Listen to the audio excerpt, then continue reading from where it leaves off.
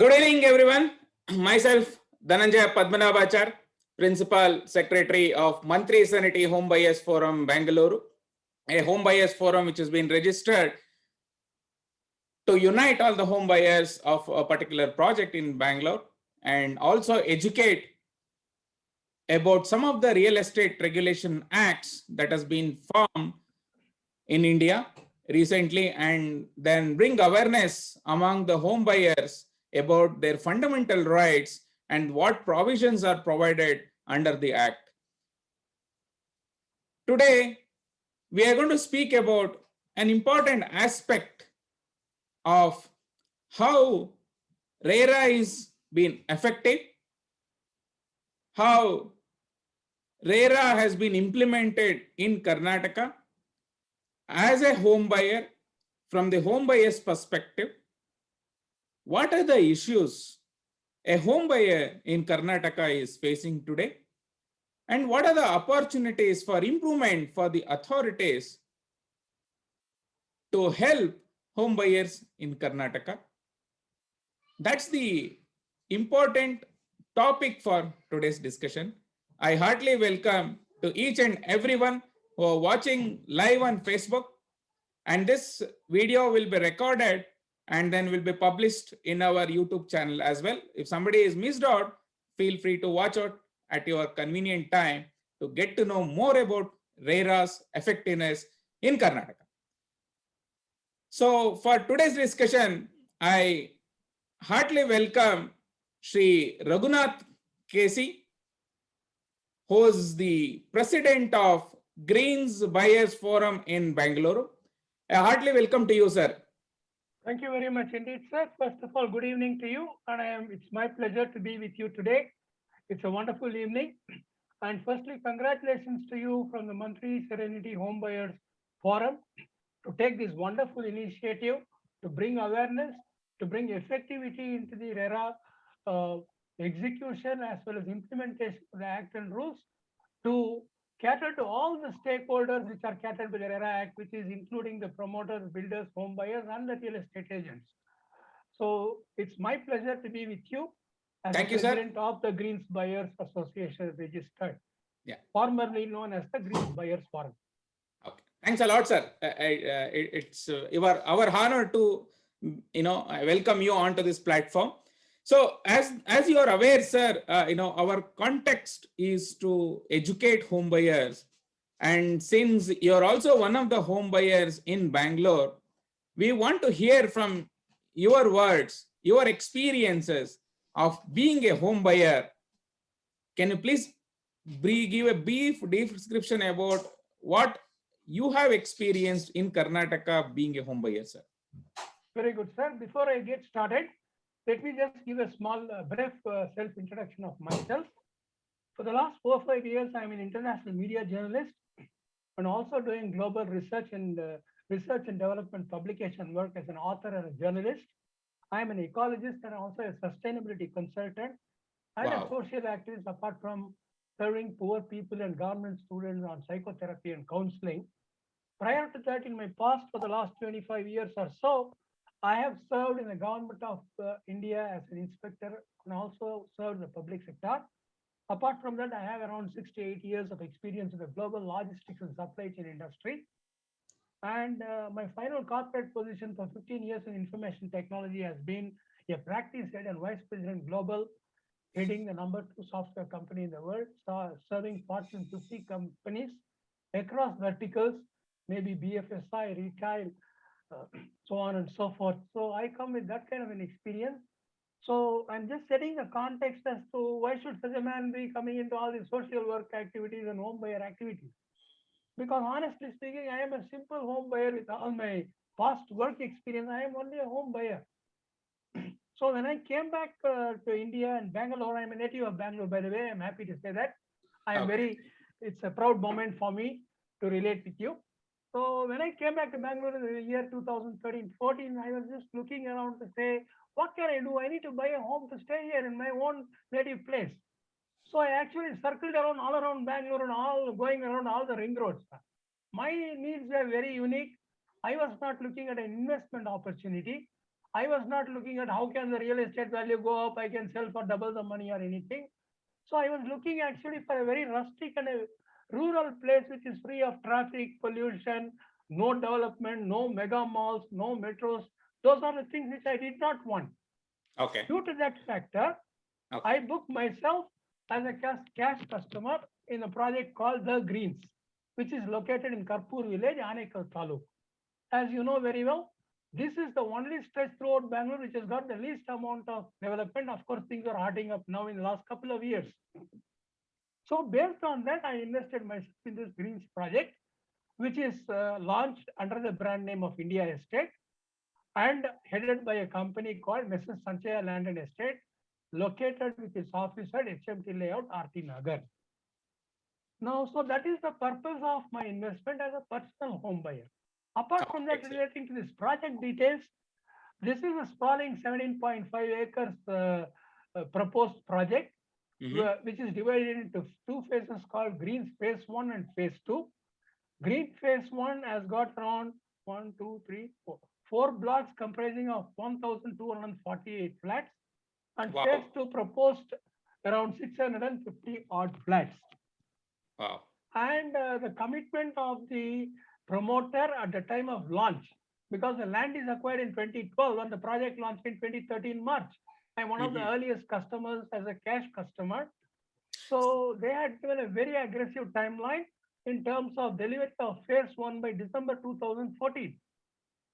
And the Phase 2 delivery And by sir, September sorry, 2000, sorry to interrupt you there. You booked it in 2013 2013 March, and the delivery commitment was given for 2014, one 2014 December. December. That means 1.5 years, 18 months. Correct. And Phase 2 launched by 2000, end of 2013, and completion date was given as 2015. The reason I narrated my corporate background and global experience was I went on pestering the company, how is it possible? Because this is a new player in real estate field. They have not even built one flat or one project. They are not part of CREDAI, BREDAI or any organization. Mm. Only when they build or complete a project, they will become part of it. I went on questioning them. I cannot understand this project plan. It is impossible for the mighty of the biggest corporates to do this job. And the project size is more than 1,000 flats and 18 months of delivery commitment from the booking date. This is really, this looks to be a false commitment in the beginning itself. So I didn't know it is a fast commitment. I thought they are so cash rich. In fact, they had offers from many financial institutions to be joint ventures. They rejected by saying we are cash rich. We don't want anybody's money. I don't want to take any corporate names. Many corporate houses wanted to do JV with the promoter, Mrs. Sanchaya Land and Estate. They just refused by saying, get lost, we got enough money in the world, more than enough. We don't need anybody's support or any JV. So that was the journey. So what happened in the journey, I will Sorry, sir. Sorry, I just wanted to interrupt you over there. So we Yeah. just to understand your project details. And you know that, the delivery date was 2014 December for Phase December. 1.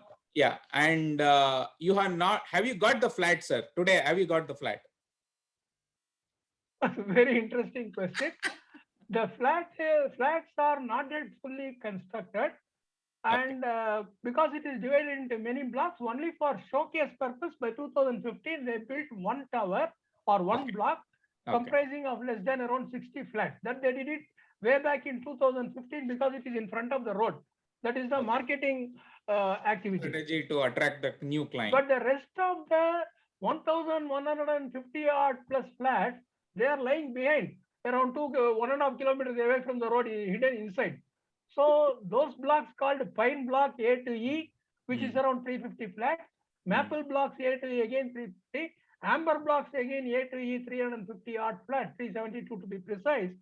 They are all in various stages of construction. And Pine A to C, for practical purposes, the flats are constructed and interior work is completed. But rest of all work in progress, including overhead water tanks, commissioning of lifts, piping, wires, door fixing, window fixing, they are all in still progress as of March 2021. That means even till today, we are in 2021 March, the possession is not given to home buyers. Even if they give the possession, nobody can live there without an STP, without Correct. running water supply, without Bescom current. Correct. So yeah, the possession will come into picture only after getting all those basic amenities or basic facilities where a human being can live.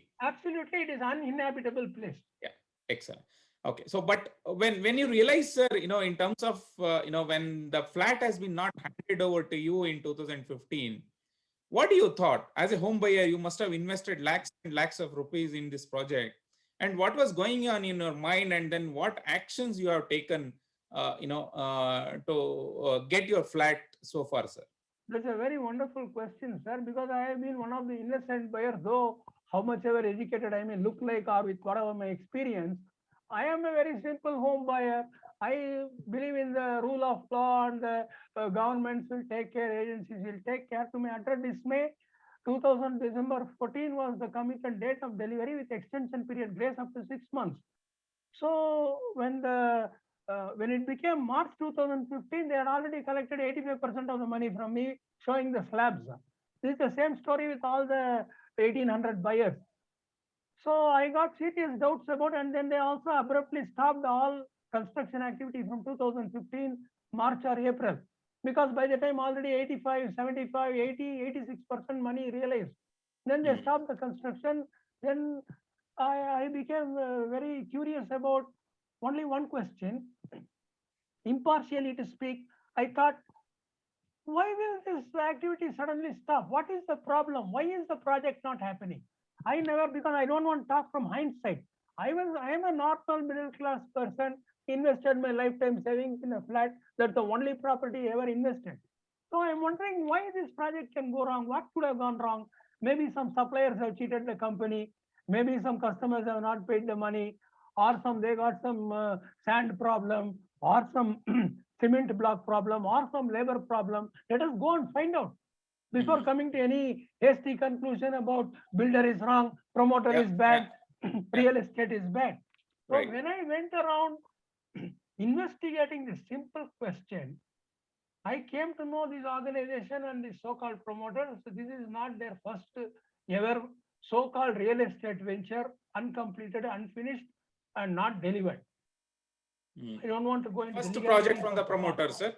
This is the first project from the promoter. First project from the promoter. However, with in different name and different avatar, they've already done this whole gamut of drama in 2008 and 9, which I came to know later on as a part of my investigation. Then by middle of 2015, viewers, the project that we are discussing is the Greens Buyers project in Bangalore, and we are speaking to Mr. Raghunathan Casey, who is the president of Greens Buyer Forum. Please continue, sir. Just a small correction. We used to be called as Green Buyers Forum. Now, since 2020, we are registered as the Greens Buyers Association. Greens Buyers Association. Okay. And this project is called the Greens Phase 1 and 2, launched by Mrs. Sanchaya Land and Estate, going by the brand name of India Estates. India Estates. So, in the middle of 2015, when I really got the doubts that no construction is happening, nobody is there, no laborers are there, everybody has gone. Then I got serious doubts and thought about what are the options now. And the builder has been uncooperative and nobody can enter their office. They will never have any meetings. And they have only a small setup of one so-called vice president and nobody else in the company except CRM. So any interaction with them will give no results. Nobody will return your call, nothing. No, sir, work is going on, sir. Slightly, we will give in 6 months, 9 months, and they'll keep the phone down. And I found it very strange that such a big project, which involves crores of rupees, it's such unresponsive. So then I was looking at what are the legal options. I examined the following options for the benefit of home buyers. I would like to narrate. Yeah. I thought, how about we go to the district consumer court? Then I went and looked at it. There are plethora of cases. District Consumer Forum is not uniquely focused on the home buyers issues. They have to handle every kind of consumer complaint from Amazon radio not working or fridge has broken down or the mechanic charged more money.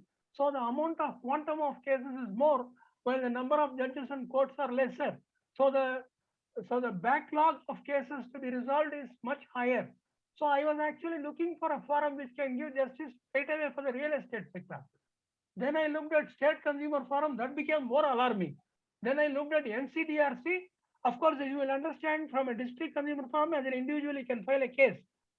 But then, if you go to a state consumer forum or the NCDRC, you need large number of people to pool around to satisfy their entry criteria. Yeah. Then it was premature for me, though I examined that option. If this company is going to go bust or bankrupt, he is going to National Company Law Tribunal as an option. I examined this option, and that is the time it hit upon, because it all came together. My search from 2015 middle till the middle of 2016, I was still searching for the answer. What might be the reason? Why? What would have gone wrong? And the Real Estate Central Act, which was initially proposed in 2013 and finally passed by the Parliament in 2016. Then when I read the Central RERA Act, I said, this is the guy. This is the forum. This is the act which can really give justice to home buyers. Exclusively, it concentrates on the real estate sector. So this may be the right option. So that's how I circled down on RERA. Only then the problem started for me. The act was all looking very fine and nice. I read it only in maybe June 2016. I said, wonderful, this is the way to go. Okay. But then I said, okay, in Karnataka, where do I go? That's where all the pandemonium of problems came to me. Okay. Okay. See, as per RERA Act, central government creates an act, creates a policy, and since the land is a state subject, so the implementation has to be done by the state government. I think that's where all the juggles and all the issues and the problems that we're facing. Yeah, please go ahead, Ranganath sir. So that's pretty much where I landed up after looking at various cost, benefit, options, strength, judiciary, judicial system, timeline for justice, and various forums. And so I circled on RERA. Then I said, where is the RERA? Is there a phone number or website I can just call up and say, hello, sir, I am home buyer, sir, I want to do some justice? Then I find nothing here. So that's where I will stop you so that we go ahead with the RERA Karnataka story. Came into existence in 2016, and you are trying to reach out in 2016 only, because usually most of the time, central government creates a law and policy, and state government takes its own time, and suddenly they realize, oh, I need to implement something, and they do it after a couple of years. So probably it came when did you got the answer for your call, sir? No. In fact, it's a big long journey. I think when we speak about the experience with RERA, now that we hit upon RERA as a solution, when you ask me what happened to RERA, then I can tell you what is actually the journey. Please go ahead, sir. Please go ahead, sir. Since you explored multiple options and then finally decided, okay, RERA is a solution, then is RERA gave you a solution? Please go ahead, sir. What's your experience of? So what happened is, by the end of 2016, I have come to the firm conclusion that RERA is the answer to the question of home buyer. Then all the problems started, because we are all IT savvy and all that. We will immediately go Google any RERA Karnataka, nothing is turning up. Then you go and search the telephone directory, yellow pages or white pages, whatever, there is no such thing. That is when I would like to take this very, very wonderful opportunity to, first of all, thank all my brothers and sisters in Karnataka, and also all the home buyers in Bangalore, and all the very, very common citizens, because that is the time I started networking with a lot of home buyers groups such as SJR Prime Corp, Dreams Infra, which was a big mega fraud, then Mantri Web City people. So I got in touch with very many home buyers groups. And I want to also place it on this forum. I should not be looking at the only guy who did all the wonders in the world. I want to place it on record. When in the course of my search, I came across very, very wonderful organizations and people who have already started gathering momentum to bring Karnataka RERA into Karnataka, because it is only an act. There is no office, there is nobody, there is nothing. So that is when I realized there are organizations like Forum for People's Collective Efforts, FPC, headed by Mr. Shankar, All India Secretary. I also got in touch with Namma Bengaluru Foundation. I also came in touch with Bangalore Apartment Federation. And I also came up with some independent activists like Mr. Honorable Ajit Nayak ji, Mr. Anil Kalgi ji. So by end of 16, I've already gathered all this network and all these big leaders and stalwarts who had actually worked behind the back to bring this regulation. So when I networked with them, they said, Raghuji, you are in a big hurry. You are a man with so much of global experience. You are thinking everything happens in a jiffy. Only act is there, sir. In Karnataka, the rules is not published. The authority is not established, so we have to fight for it. So my engagement and my social activist journey began from there, way back from 2017 January onwards. Many of our green buyers, SJR Prime Card, Dreams Infra, Monthly Serenity, Monthly Web City, we have jam-packed people, thousands of people sitting in town hall every 2 months under the leadership of these umbrella organizations, which I mentioned before, Yeah. and asking, we want RERA kind of thing. Right. Finally, after all these struggles, with great difficulty and multiple meetings with housing department, escalation, writing letter to parliament members, so on and so forth. Finally, with great difficulty, a Karnataka RERA rules was published in May 2017. Now again, you must remember, the act is a paper. So also is the rules is a paper. It doesn't have any governance or any authority or anything. Right. That's where we understood we have to fight for now to establishing the authority. Then when we looked at the rules which came out, we found out a number of plethora of problems. They had actually diluted the summum bonum of the Central Act. Particularly, I want to mention a few points of the benefit of home buyers. Yeah. First dilution was relating to there's a ongoing projects where 60% is completed, or where 60% of sale deeds have been executed, they are excluded from the purview of RERA Karnataka. The second point was providing about Section 89 states that the Central Act will have overriding powers over the state acts. They bypassed that one and passed the rules. So the ongoing projects relating to Section 14142A and 42ID, where it is mandating for 70% of the money collected to be put in the escrow accounts. There is a dilution relating to that. And in rule number 46 of Karnataka RERA rules, they have self-declared that the housing department and its representative secretary will be the final interpreter and arbitrator and binding interpreter of the Karnataka RERA rules. And then also another thing is they had to come out with a framework for agreement for sale, a standard process, they had to lay down. That was again diluted, dilly-dallied, and it took around 2 years for them to even finalize and publish it to the Gazette. And apart from that, when they talk about occupancy certificate or completion certificate, without specifying a specific authority in Karnataka, they just within quotation mark competent authority. It can be BDA, it can be BMRDA, it can be Panchayat, it can be anybody. It doesn't specify what is the competent authority.